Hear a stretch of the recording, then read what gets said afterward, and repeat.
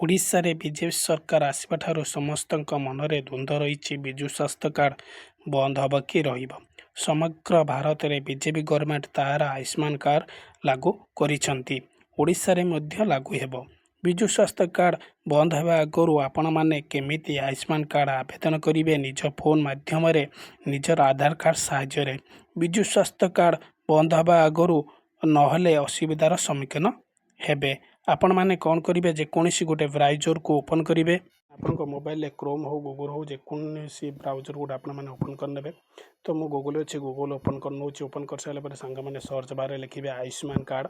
ତ ଏଇ ଟାଇପ୍ର ଆୟୁଷ୍ମାନ କାର୍ଡ଼ ଲେଖିଲା ପରେ ଦେଖନ୍ତୁ ସାଙ୍ଗମାନେ ପ୍ରଥମ ଯେଉଁ ୱେବସାଇଟ୍ଟି ଆସୁଛି ୱେବସାଇଟ୍ ଉପରେ ଆପଣମାନେ ଟଚ୍ କରିନେବେ। ଟଚ୍ କରିସାରିଲା ପରେ ଦେଖନ୍ତୁ ସାଙ୍ଗମାନେ ଆପଣଙ୍କର ମୋବାଇଲରେ ଯାହା ପାସୱାର୍ଡ଼ ଥିବ ଆପଣମାନେ ଦେଇଦେବେ। ଦେଇସାରିଲା ପରେ ଦେଖନ୍ତୁ ସାଙ୍ଗମାନେ ଏଠି ଯେଉଁ ପ୍ରଥମେ କାର୍ଡ଼ ABCA ନମ୍ବର ଯେଉଁ ଆସୁଛି ଆପଣମାନେ କ'ଣ କରିବେ?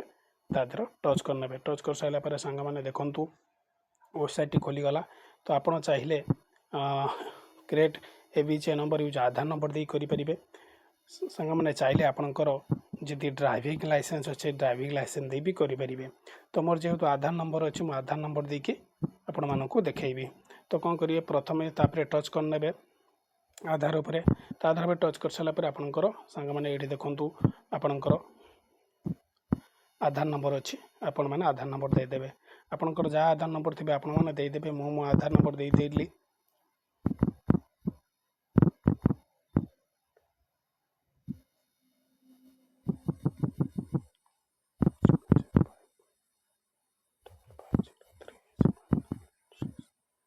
ଦେଇସାରିଲା ପରେ ସାଙ୍ଗମାନେ ଆପଣମାନେ କ'ଣ କରିବେ? ଏଇଠି ଯେଉଁ ଅଛି ଆପଣମାନଙ୍କର ଦେଖନ୍ତୁ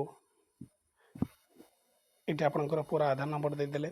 ତାପରେ ସାଙ୍ଗମାନେ କ'ଣ କରିବେ ନା ତଳେ ଦେଖନ୍ତୁ କଣ୍ଡିସନ୍ ଏଗ୍ରି ଅଛି। ତାପରେ ଆପଣମାନେ ଏଗ୍ରି ଉପରେ ଟଚ୍ କରିଦେବେ। କରିଦେଇ ସାରିଲା ପରେ ଦେଖନ୍ତୁ ସାଙ୍ଗମାନେ ସେକେଣ୍ଡ କରି ଅଛି 7ରୁ 5 ଗଲେ କେତେ ହେବ? ତ ଏଠି 2 ଲେଖିବା। 2 ଲେଖି ସାରିଲା ପରେ ସାଙ୍ଗମାନେ ଏଇଠି ଦେଖନ୍ତୁ ଯେଉଁ ଅଛି ନେକ୍ସଟ। ତ ନେକ୍ସଟ ଉପରେ ଆପଣ କ୍ଲିକ୍ କରିଦେବେ। ନେକ୍ସଟ ଉପରେ କ୍ଲିକ୍ କରିଦେଲା ପରେ ଦେଖନ୍ତୁ ୱେବସାଇଟ୍ଟି ଖୋଲିଗଲା। ତାପରେ ଆପଣଙ୍କ ମୋବାଇଲ ନମ୍ବରକୁ ଗୋଟେ OTP ଯିବ। ସେ OTPଟା ଆପଣମାନେ ଫିଲ୍ଅପ୍ କରିଦେବେ। ତ OTP ଆପଣମାନେ ଆପଣଙ୍କ ନମ୍ବରକୁ ଯେଉଁ OTP ଆସିବ ସେ OTPଟା ଆପଣମାନେ ଫିଲ୍ଅପ୍ କରିଦେବେ। OTP ମୋର ଆସିଗଲା 850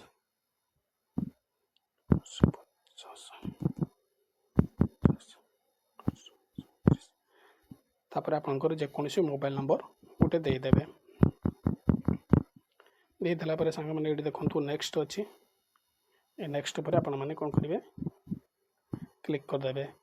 କ୍ଲିକ୍ କରିଦେଲା ପରେ ସାଙ୍ଗମାନେ ଦେଖନ୍ତୁ ଏହାର ପ୍ରୋଫାଇଲ୍ ଉପରେ ଯେଉଁ ଅଛି ଆପଣଙ୍କର ଏଇଠି ଯେଉଁ ପ୍ରୋଫାଇଲ୍ ଉପରେ ଟଚ୍ କରିନେବେ। ଦେଖନ୍ତୁ ସାଙ୍ଗମାନେ ମୋର ଆୟୁଷ୍ମାନ କାର୍ଡ଼ ବନିଗଲା। ତ ଚାହିଁଲେ ଆପଣମାନେ ଏଇ ଟାଇପ୍ର ଆୟୁଷ୍ମାନ କାର୍ଡ଼ ବନେଇ ପାରିବେ। ଭିଡ଼ିଓଟି ଯଦି ଆପଣମାନଙ୍କୁ ଭଲ ଲାଗୁଥାଏ ଗୋଟେ ଲାଇକ୍ କରିବେ, ସେୟାର କରିବେ ଆଉ ଚ୍ୟାନେଲକୁ ସବସ୍କ୍ରାଇବ୍ କରିବେ। ଦେଖା ହେବ ସାଙ୍ଗମାନେ ଆଉ ଗୋଟେ ନେକ୍ସଟ ଭିଡ଼ିଓରେ।